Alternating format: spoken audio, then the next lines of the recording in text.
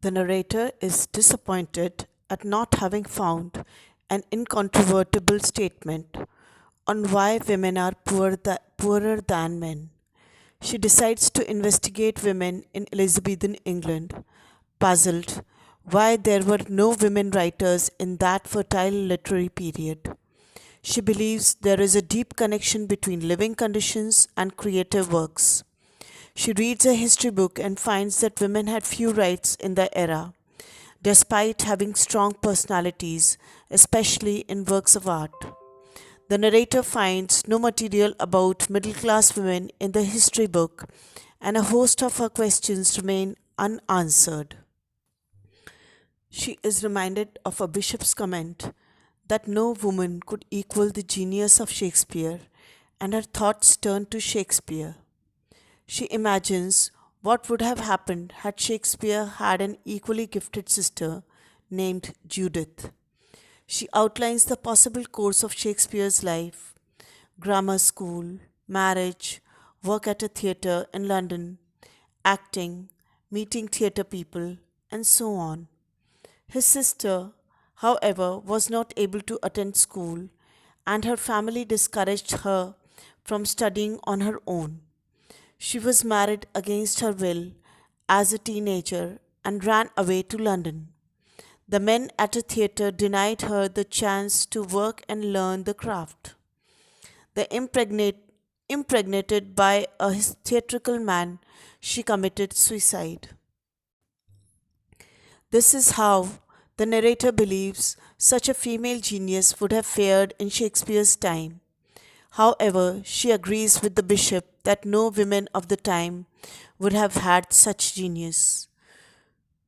For genius like Shakespeare's is not born among laboring, uneducated, servile people, and black and women back then fit into this category.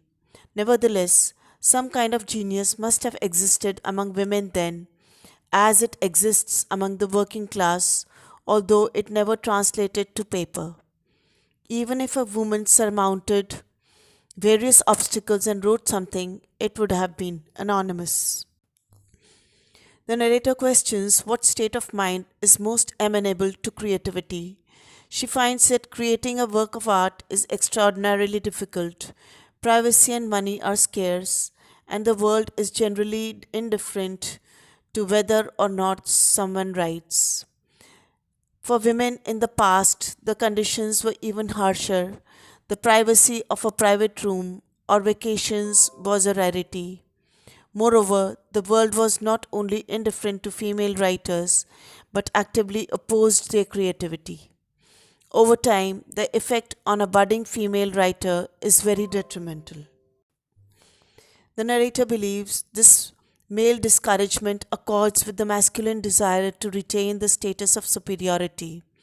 Unfortunately, genius is often the most susceptible to the opinions of others. She believes the mind of the artist must be incandescent like Shakespeare's without any obstacles. She argues that the reason we know so little about Shakespeare's mind is because his work filters out his personal grudges and spites and antipathies.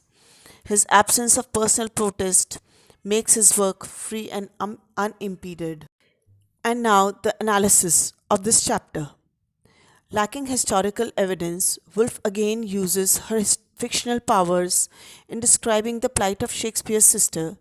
She first details all the factors that aided Shakespeare's natural genius: his early education, his freedom to leave his wife for London, his ready employment in the theatrical world, his ability to earn money for himself, his opportunities to explore other walks of life, his lack of familial responsibility.